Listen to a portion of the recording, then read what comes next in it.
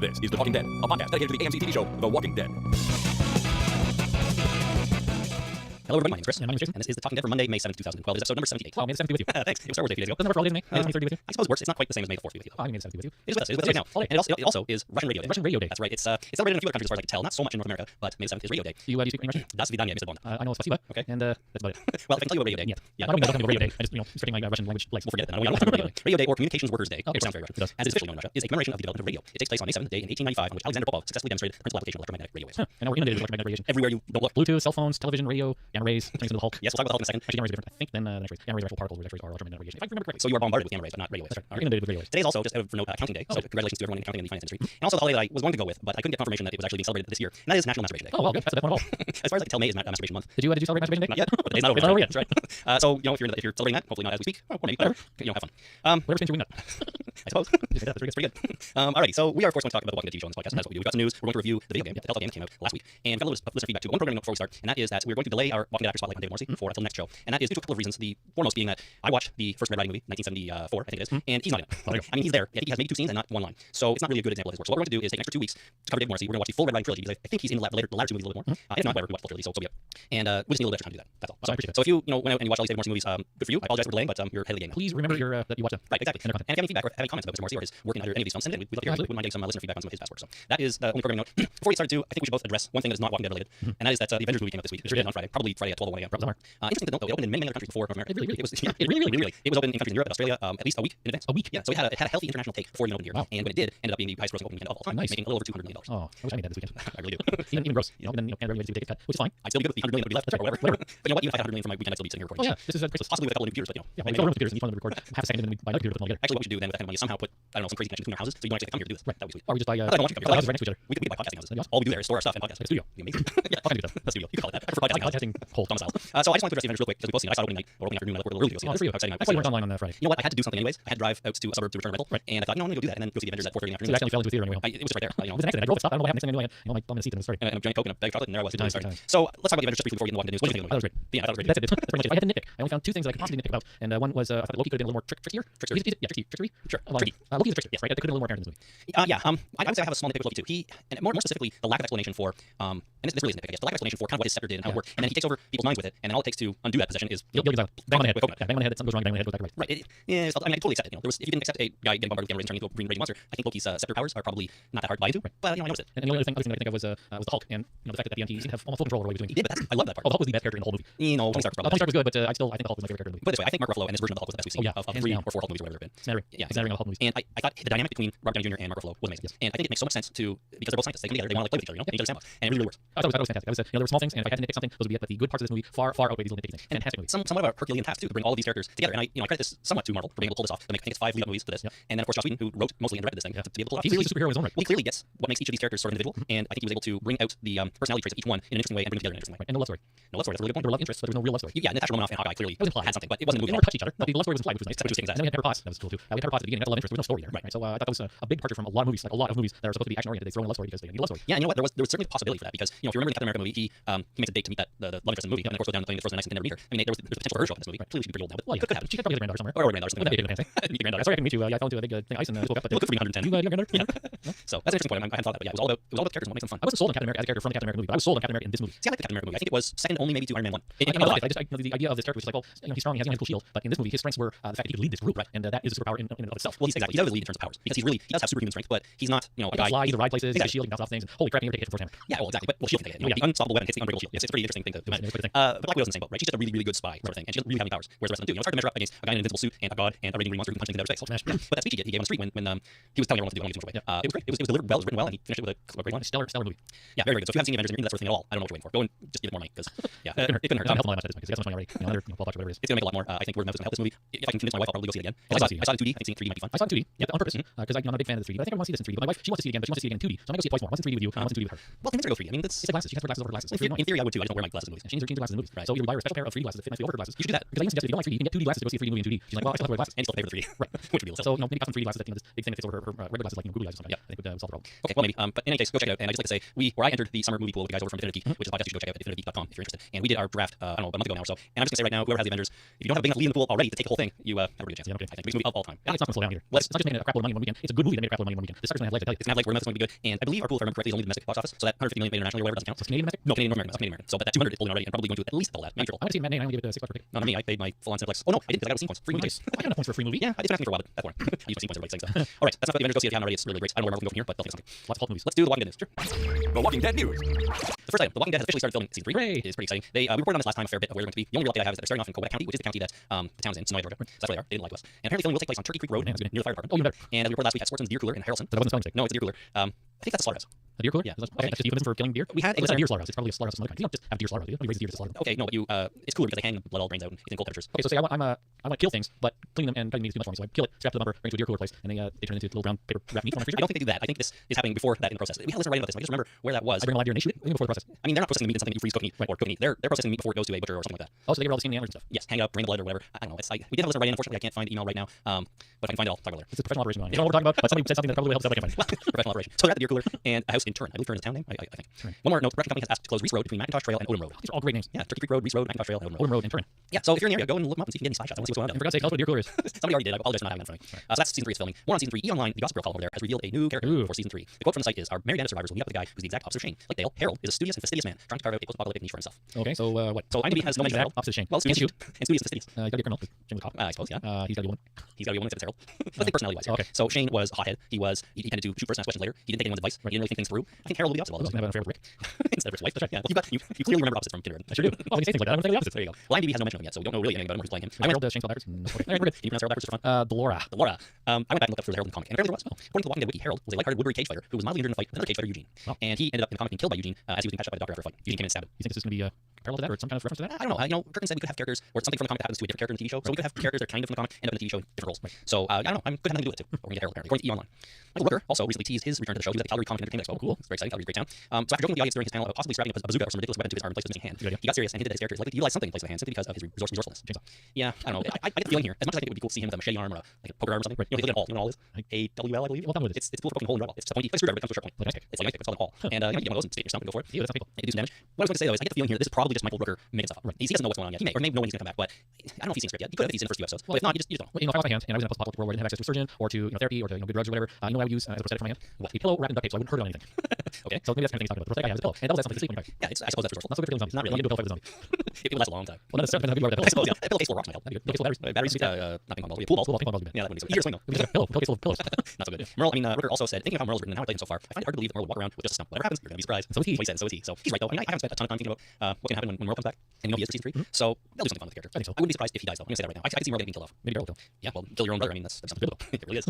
All right, so next item. The 2012 San Diego Comic Con is coming up this summer, and as it does every year, and it will have lots and lots of Walking Dead exclusives. Of course. So if you're going, you're a lucky person, and I hope you have deep pockets because there will be lots of awesome Walking Dead stuff to purchase, Right. including Walking Dead number 100 of the comic, which comes out on the first day of the con. Nice. And of course, that's not exclusive. That'll be for sale everywhere, but I wouldn't be surprised if it had some exclusive version out there. Yeah. Because they sometimes do that. Have you seen the cover for it? No, The cover isn't released. I don't know that. Well, I'll tell you what, it's really interesting. It's kind of spoilery though if you're not caught up. I'm not caught up. Well, you're almost there, right? Can you 10 line? Yeah, something like that. So the cover is Rick standing over basically a giant field of bodies, Yep. and all the ones that you can see up close Oh, are yeah. the characters from the comic that have died in the past. We got Shane. We have Well, don't get them all out. oh, Shane's dead. We do. And there's others. And amongst others. Exactly. So it's a pretty cool cover, but that's releasing on the first day of San Diego Comic Con apparently. Now, a couple of the exclusives we know about so far are a Van and watch for $85 featuring Rick with one hand, based around Adler's cover for Walking Dead number 100. So it's kind of like the cover of number 100 but on the face of a watch. Now I think they should have done a watch with only one hand, with only one watch arm. Man, that'd be cool. That would be cool. You know, I'd Or plot plot that. that. Exactly. I think they're Walking Dead watches in the past though, so this is just kind of like the next version of that. I think we should make these blocks. Walking Dead one-handed gloves. One-handed gloves. All right, you got them. That'd be your I'll work on it. Not sell them.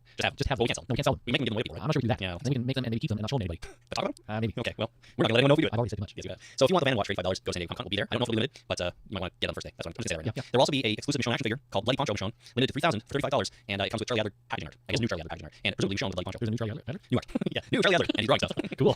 So They have a new one. yeah, the other one's like happened. The other one. Oh, wow. Anyways, those are two of the things. Apparently there will be lots more cool stuff, cool Walking Dead stuff at San Diego. So if anyone's going, and really they want to buy me a present, I can get lots of stuff. Yeah. So there you Or go. just report on it. Yeah. Send us an email. Let us know how it's going. Yeah. What you got, what you saw, what you did. Actually, I wouldn't mind getting someone on board. I'm going to assume there will be a Walking Dead panel there of some kind, Okay. and I would love to have a correspondent down there. So we can't be ourselves, who's at the panel, listen to it, and maybe come on this very program and talk to us about it. That'd be afterwards. So if you know you're going to be there and you think you'll be willing to line up to get into that panel, let us know. We'll maybe work something out. So Robert Kirkman, you know he's being sued by Tony Moore, right, the original artist, and I just have a quick update on the lawsuit here for anyone that is interested. I think we knew this already, but Moore is claiming that he receives little compensation for the series and says he's entitled to as much as half of the proceeds generated by the franchise. Really? Yeah, to me that seems like a lot. The guy drew 8 issues out of 100 comics so far. Well, it's lawyer speak, right? Lawyers are saying you ask for half, you get less, but you position yourself that if you hadn't drawn those, there would not be this current franchise. Right. So you're responsible for the whole franchise, even though you only drew the covers for the first 8 issues. Right, exactly. It's like, if you invent something, you're the inventor of it. Right. Even if you never build one again in your life. I guess you will patent in that case, but it's similar, I think. Well, it belongs all the work that's happened afterwards, after the first 8 issues. Yeah, it does to a certain extent. So I think this is make it before a judge. The opposing lawyer is going to say this is ridiculous, and the judge is going to say this is ridiculous. Be more realistic. Here's what you can actually have. Well, Kirkman came out in Herald and made a statement that Moore does in fact receive regular payment for his early work on The Walking Dead, and he said to assert otherwise would be simply incorrect. This lawsuit is ridiculous. This is ridiculous. I think it's ridiculous. Yeah, I think so too, especially if it's true that Tony Moore does in fact receive royalties. Obviously he must receive something because these books still sell, and he was. Well, he's telling you receive little compensation, which means he thinks that whatever he is receiving is just brought in bucket to what he deserves. Yeah. I think he's been nagged for years by lawyers and finally gave in, and some lawyers running amok with the press and the legal system in the U.S. It's really too bad, but I guess it will probably go to court at some point. And that's a completely, wholeheartedly uninformed opinion. Yeah, we have as much information as is right here in front of us right now. That's right. In this Calgary Herald article, everyone's from Calgary this week. Crazy. Calgary's a great town. Rocking town, man. There's no outside winter. In the article, Moore also noted that it was interesting that he does feel bittersweet about the whole thing because he does like to see The Walking Dead succeed and know that he watches the show every week. Oh, well, that's why he's owed money, because he's happy that it's succeeding and he's contributing to the success of the show. Therefore, he wants to get back to his own viewership. Yeah, exactly. Sorry, he's the guy. Maybe he has a perfectly legitimate claim, and everybody else is just dead wrong. Who knows? Hopefully someday we'll find out. But those court records are probably sealed for years. Maybe he was talking at some point. Robert Kirkman said, excuse me. Maybe he said, I'll give you half of everything from now on. He's just certain. You said this. Yeah, I don't know, but Robert Kirkman from day one has always been credited as creator and writer. Tony Moore was the guy he hired. Well, I knew each other before that, but he was his original collaborator as an artist, right? Robert Kirkman owns it all. It's probably a lot messier than that in real life. Oh, I'm sure it is. Hey, let's do this comic together, dude. Yeah, okay. Good idea. Everyone gets that one issue. 50-50, right? Yeah, all the way, buddy. Yeah. All the way. How else would we do it? Yeah, exactly. One person interprets that as you said you give me half forever, and the other one said, yeah, I'll give you absolutely 50-50. That's right. These issues. Yeah, It's that assumption thing. One person says one thing, another person says another. Next thing you know, everything's a colossal success, and you got lawyers involved. Well, that's how I figured this podcast would go. Absolutely. Hopefully they can come to some sort of agreement. We should have an agreement just in case we're wildly successful, and I'm taking the whole thing, you're paying us living in the street. Yeah, and I sue you. Just so everybody knows, it's completely the other way around. I own the picture. Screw you. That's right. All right, next item, Frank Darabont. So remember Frank? He got fired from The Walking Dead, and then he's now moved on to do another show called LA Noire. Yeah. And I report on this because if you've watched The Walking Dead and you've seen characters be killed off, I have. and you kind of wonder what they're going to go on to next. I have. Apparently everyone who dies in The Walking Dead gets hired on Frank Darabont's new show, LA Noire. So it's an afterlife show. It must be an afterlife show. It's just out of interest. I did write down the brief summary here. LA Noire is a crime drama pilot, obviously. It takes place in Los Angeles during the 40s and 50s and follows the gangster Mickey Cohen and police chief pursuing him. Nice. So I do want to watch that. Okay, I'm all on board with That sounds cool. But we have John Bernthal, who was rumored to be cast while he was still alive on The Walking Dead, and we thought, well, his days might be numbered. That was the first thing we had. Jeffrey Munn has been hired on LA Noire, and Andrew Rothenberg, who you may remember as Jim in the first season of The Walking Dead. Nice. So the only one really other than the zombies is Amy. So I expect her casting to be announced soon. Right. And Trixie. playing Trixie, That's a nice good 40s name, isn't it? especially in a crime drama. Yeah, absolutely. In Los Angeles. There you go. And yeah, so those 3 actors there, if you want to watch them on TV and something else, this is a good place to do I it. bet you $5 right now that that it's black and white. The whole show. That would be cool. I don't know. They couldn't convince AMC to do Walking Dead black and white. Yeah, but maybe TNT has open the doors. Good care about what you want. I want black and white. Okay, man, no problem. Anything you want. We're not going to fire you. Don't worry. Or maybe they'll offer 2 different time slots. They'll offer a color time slot and a black and white time slot. You get to choose. That'd be really cool. They never do it. Of course, they would. Split Split their the whole audience. audience. They would. They split their audience, or maybe they double their audience. People watch both. They would. Or people would be pissed at first, but if you sell them as separate shows, say on iTunes, you have to buy the color or black and white, or pay for both suckers. Yeah. I can see maybe back to the Walking Dead. Play enough to do it then too. They show an episode and then as soon as it's done, show again. Yeah, why not show black and white? Show black and white and show color black and white. You get to choose or watch both or do what you want. Needs to combine ratings then. Good idea, man. Good idea. Okay, one more item of news, and that is just a quick one, and that is that The Walking Dead continues to dominate bookstores on graphic novel sales chart. We have 7 of the top 10 held by Walking Dead books, and 12 of the top 20. Jump to Geo's Fest. So yeah, 7. And this is the trades, the compendium, stuff like that. I just thought it was trade. Did you? Yeah, you them all, right? No, 15. Yeah. This is the most recent one that I get. All right. Well, I've read. Oh, it probably goes beyond what I've actually read in the issues. yeah, one I read the individual issues, so I'm right caught up. I gotta get caught up. But 7 of the top 10, that's really something. And it's been that way for some time, I think. I remember reporting on a similar story last year about how it occupied 6 or 7 of the top 10 positions. So this thing is selling like gangbusters. Hot cakes. All right, that's gonna wrap up the Walking Dead news this week. Before we move on, after the break we're going to review The Walking Dead Telltale video game. Got lots of interesting stuff to talk about there. Before we do that, we'll take a quick break to thank our sponsor for this episode, and that is Audible. For listeners of The Talking Dead, Audible's offering a free audiobook download with a free 30-day trial to give you the opportunity to check out their service and choose one of the over 100,000 titles they have in their library. Oof, that's a lot. What do you got for us this week? You know, I just think I'm going to be very interested in. It is the new Dark Tower novella by Stephen King, The Wind Through the Keyhole. So it's a novella. It's a novella. Yeah, it's a book 4.5. Fits right between Wizarding Glass and Wolves of Cali. So easy. Right in the middle, there's 8 books and this one fits thits 7 books and this one fits through 4 and 5. So all right, he's written a bridge book between 4 and 5. Yeah, apparently it's a flashback book too. This has to do with Roland and Death of Thunder. Cool. Way back before even the Gunslinger. I haven't read any of the Dark Tower books. I kind of would like to, but it's just a daunting task to get into. But Audible would be a fantastic way to do it. We haven't done this on the air before, so I'm going to do this first. I'm going to say add cart. And I'm going to buy this right now. Wow. I have a credit in the next step. I'm going to put that button there. So now I'm going to purchase this and complete purchase. And we're done. Live Audible purchasing right here on the air. Something you don't see every day. That's it. I can deliver it right wirelessly with my Kindle. Just click the button, and next time I open up my Kindle, I can have this book. Beautiful. Tell us who the reader is and how long it is, and Oh my good lord, man, it's narrated by Stephen King. that would be the person you want, I would imagine. I don't know. I remember I've heard him talk in previous books he does afterward. He's pretty well spoken guy. So I think this will be good. It comes in 10 hours 29 minutes. 10 hours 29 minutes. That would be time well spent. If you want to download your free audiobook right now, go to audibletrial.com/talkingdead. That is audibletrial.com/talkingdead to get your free audiobook. Alrighty, so the Telltale released the Walking Dead video game on multiple platforms last week. And by multiple, I mean the PS3, the PC, the Mac, even Xbox. 2 days later, I don't know why they were delayed, but the Xbox Live Arcade had it. That's Xbox's fault. Yeah, they must have been. They're probably backed up or something like that. They didn't have anyone working on the weekend or something. Right. And apparently it's coming out on iOS as well. Wow. But I don't believe that is available yet. That'd be good. So I got it on day 1, played it on the Xbox. Yep. You did too, or at least most of it. I played most of it. Alright, well, let's talk about that in a second. Matt from New Jersey wrote in an email as a brief review on it. I pulled a little excerpt from his email. He says, I enjoyed the game a lot. The various options to the conversation combined with the timer when it came to all the important decisions was cool. There were the 2 instances where you had to save one person and no matter what you did, someone was going to die. I like the idea that your decisions affect how people deal with you and that people note things such as your concern or your loyalty. So that's kind of a description of the gameplay, more or less. Absolutely. You make conversation choices, you make action choices, and you just kind of get yourself out of hard spots. And you explore the environment as well. Yeah, you do. It's not an open world Yeah, game. no. You can't go anywhere you want. You really have to follow the train tracks that you're on. Oh, absolutely. But there's a certain amount of exploration, right? And this is, harking back to King's Quest, Space Quest, Police Quest, all those games were very similar to this. Where you get into an area, you can look around the area, you point to things, you try and do things with other stuff, you put puzzles together, talk to people, you can leave the area, go to another one, come back. It's very similar to this. I love those games. I remember when they had 56,000 colors finally. After 56, and I was so happy. 4,000, whatever the hell it was. It was magic. It was magic on screen. It was. There was a huge difference between King's Quest 1 or 2 and 3. I forget where the big jump Oh, was. you open the box and there's like 15 floppy disks. Oh my god, this game is huge. I still have some of those sitting around somewhere, you know. That's amazing. To get rid of them. But so what do you think? This game, it's, I haven't played one of these type of games really a long time, maybe since those days, where it's really just about, it's really predetermined gameplay. It's choose your own adventure kind of game. It is predetermined. I mean, it varies a little bit, but you have no freedom where you go, and not really that much freedom of what you do. Right. You just choose what you say, and it affects small things things as the game progresses. Right. It's telling a story. It is. It's a storytelling kind of game. It's not really an action game. It's not an RPG. It's not. It's very much just a story, an interactive story. Exactly. So what did you think? Did you like? I really did. I really did. I like the imagery in it, the very comic book kind of feel to it. I like the interface because I really like chase quests, police quests, and all that kind of stuff. Yep. So overall, the game's fantastic. I'm looking forward to actually finishing it. Yeah, how deep did you get? Don't give too much away because we don't want to spoil the game, but how far did you get? So I got past Herschel's Farm. It's a spoiler. It's going to spoil the story.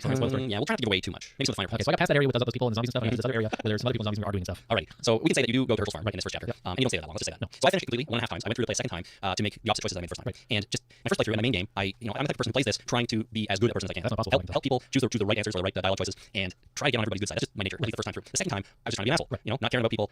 It's so much easier, isn't it? Well, I don't know what it is. If you don't care, you're just like, okay, fine, you say stuff, you do stuff. I think it's just I think being an asshole is an easy way out in life in general. Yeah, maybe, but I mean that's a whole different thing. Like but in a game, my experience was playing it the second time. The choices you make, if they aren't what you think is going to help you or get you on the side of a character, in the end, so far, haven't made an enormous difference. Right. The same people live and die, and you go to the same places. You travel with the same people. You don't. It doesn't vary that much. Right. And maybe it shouldn't. I mean, I don't know, or maybe that's too much ask of a game like this, where there's limited exploration options. Right. But I was hoping for a little bit more variety by sort of picking opposite answers, the opposite choices. Right. And I did that. But I still had a really good time playing it. I enjoyed it a lot. I like the graphic style, very comic booky, which was nice. The voice acting is good, but I found that since all the voices of these familiar characters were different, it took me a while to get used to. Right. Man, Herschel's voice in this game is not like Herschel's voice on the show. No, and Herschel hated me. Really? Oh, he hated everything that came out of my mouth. Well, there are choices that you can, like for example, when you first get there, he asks you your name. You can either tell him your name or say things like it doesn't matter. Or, I told him my name. I figured that was good. Yeah, but then he asked me a question of what I was doing, and I inadvertently lied to him, and he didn't like that, and he was mad at me, and then I let the boy die, and then all kinds of mess. right. So yeah, there's a point at which you have 2 points in the game where you have to choose to help one person or another, with the assumption that the other person will not survive. Right. The first one happens on Herschel's farm, and so which one did you choose? I chose to save the little boy. Right. Okay. I did too the first time through. Right. Herschel didn't like that. No, Herschel doesn't like that. Here's an example. On my second playthrough, I chose to save Herschel's son instead of the little boy. Right. The outcome of which is that Herschel's son still dies, the Oh. little boy still lives, Really? and you still get a ride to town with the boy's parents. Sucks. That's what I mean by it doesn't affect the story that much. And Herschel came out with a shotgun during that scene too, and was killing zombies. It's not a shotgun. Well, but I found that kind of non-Herschel. Yeah, you're absolutely right. Although they were attacking his son, and his son had already been at that point, and he shoots him down. But anyway, I don't believe Herschel's character in this game. Yeah, who knows? I don't think it's shotgun. I think we're past that already. But when I first saw the farm, and before I knew it was Herschel's farm, I looked at it and said, "See, that's what Herschel's farm's supposed to look like." The bar's not supposed to be like 8 miles away. The barn's right there. It's red. It's just okay. This is what I envision Herschel's farm looking like. And all of a sudden I see green on the mailbox and say, "Hey, Herschel's farm." Yeah, I think I remember that from the comic, what it actually looked like. So this was a real depiction of what the farm actually looked like in the comic. Yeah, no, it's a little more comic accurate, that's for sure. So, anyways, I've already said I enjoyed the game. I'm a little disappointed with the lack of variety in the choices. Right. Not the lack of variety in choices, but the lack of variety in outcomes of the choices you make. Another example would be when I first meet Clementine girl. After you get out of her house, you have to decide whether you leave right away during the daylight or you go at nighttime. Right. And I chose daylight first, and I chose nighttime second time around. And it does vary what happens next. But again, the ultimate sort of outcome is more or less the same. Right. In this case, so it did introduce one different character, which we didn't meet the first time. Right. So there is that. What do you think about the playtime? Well, you haven't finished it yet, but what do you about an hour? Probably Maybe somewhere around an hour and a half. maybe. The whole thing can be done easily under 3. Right. And you're much more than halfway in, so maybe 2. Okay. I also would like to say that the best part of it is still to come. Okay. Okay. There's interesting stuff that happens in the location you get to, and there's no better way to describe it than saying that there's a set piece at the end that you have to navigate your way through and survive. That is wonderful. Right. So anyone who's finished it will know. I'm looking forward to it. Any other thoughts on the game? Well, I wish I would have had more time to play, but I kind of got stuck into Trials Evolution. No. It's a motorcycle driving game. You were grabbing a motorcycle instead of killing zombies. It's so much fun. It's not just motorcycle racing. It's it's obstacles. It's motorcycle obstacle course. Oh, okay, that's It's a lot of fun. Are there zombies in it? Not that I've seen. Okay, but it could be. There could be. There's quick and there's some weird freaking gravity stuff going on some places, but All right, well, no natural disasters of that kind in The Walking Dead. You should finish it though, I will. and give us an update next time. Absolutely. Because it's totally worth it. So I'm looking forward to the rest of the chapters. I hope they come out soon. And were you able to buy a subscription to them all on Xbox? Because I can just buy the one game, first chapter, for $5. yeah, I didn't see. Yeah, I thought the subscription for all was available, which I totally would have bought. What did you guys on? Yeah, it could be. I'm not sure. So if you have any thoughts on Walking Dead game, or if you agree or disagree with anything we've said, by all means, send in your comments to talkingdeadpodcast@gmail.com or give us a call on Zombie line 1-866-483-ZOMB. We'd love to hear what you have to say about the game. Listener feedback. All right, we got a little listener feedback before we wrap things up for the week here. And the first one comes from Mike in North Carolina. And he's talking about John Hawkes turning down the role of the governor, which is something we discussed last time on the show. He says, hey guys, love the show. I was just listening to the new one, and you're talking about John Hawkes and why he turned down the role because of commercials. He did this because when it comes out on DVD, any dramatic moments that would be more dramatic because of commercial breaks would be less impactful because it's the next scene with no time to build suspense. Oh. I don't know if I buy that. Sorry, Mike. Well, this is like a half legitimate reason there, because it really does. Then they have, oh my god, there's a cliffhanger, and you have to wait 5 minutes before you find something. Whatever happens next, if you don't have to wait 5 minutes, like, oh, okay, well, there. I guess the idea is there are super mini cliffhangers with every commercial break. It depends on the show too. Yeah. I mean, some shows will have that super cliffhanger, like Gilligan's Island does that. Did that. Is that the second Gilligan's Island reference tonight? I think it is. It is. All right, getting bashed on the head makes you have amnesia. Right. And you get bashed on the head again, and it's fine. It's the cause of and solution to all of That's that. alcohol. Oh, yeah. According to Homer Simpson. So it depends on the show. Some shows do it right where you can flow into a commercial break with no problem, or if you don't have a commercial break, it's just fade black and you kind of go. But some shows are not like that. Whereas you have anything on HBO, there are no commercials. They don't structure a show that way. Right. Have you noticed though, watching when we do recaps of Walking Dead during the season, I often kind of do a commercial to commercial break. Right. And I even mention them because it just breaks it up easily, Right, chapters. Yeah, like chapters. But when I watch the show not live on live TV on iTunes, I don't notice the holes for commercials in it. Well, see, here's the thing. When we do the recaps, you do a commercial by commercial because you watch it live, and then you make notes at that time. I make notes linearly from start to finish. I always, not always, but 90% of the shows, especially this previous season, I always waited until I got the iTunes download and I watched it, and I had no idea where the commercial breaks are until you say them in the recap. And that's the thing. I realized that too while I was doing it because I always watch it. I watch it twice aired live, once to just watch and once to take notes. And most episodes I end up watching again off iTunes. Right. And you're right. It's almost always impossible to tell where the commercials were if I didn't already know. Right. And when I'm watching it the third time, I'm not thinking about it anyway, so it just flows together nicely. Which in this show is interesting. There's commercials in broadcasts, but they don't structure around those commercials so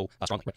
So John Hawkes totally could have done it. Well, yeah. Is what I'm saying. But maybe he's just made like I said, I don't do shows with commercials, does commercials, and maybe he's doing that because maybe one of those shows that does build up the commercial and give you a mini cliffhanger every commercial break approach them, and the only reason he think of was I don't do shows with commercials, and now he starts saying that for every television show. He just didn't want to do it, and now that's he's the guy. He feels guilty about telling whatever that reason, and now he has to do that reason for everybody else, or he gets caught in line. He's one of those guys who really hates to be caught in line. Yeah, I don't know. I can see his point, but I'm not sure. And hoisted by his own petard. That's right. So Andrew from ISS Props wrote in about the fireman tool we were discussing. Oh, good. He says on episode 77, you guys were talking about the strange looking fireman tool. In prop biz, a lot of prop houses call it a hooligan tool. Hooligan. That's awesome. It is actually called a Halligan bar. Halligan, right? I knew that from Rescue. Halligan bar. Not Halligan? Halligan? Yeah, Halligan. All right. It's called both in the US, even though the UK and Australia seem to prefer hooligan. Well, for hooligans. You know, firemen and military use them as well as law enforcement, SWAT teams. Funny you guys talk about it being a good zombie killing weapon. I've had this very discussion with coworkers. There are long axe lengths about 50 inches and shorter 18-inch versions. The only downfall is that they are extremely heavy. Right. So hard to carry one around with you is the point. Well, that's why you firemen. So the Halligan tool. Halligan, good for doors openings and busting through walls. Well, they're not made for bashing heads. They're used by SWAT teams to get through doors and bash through walls. True.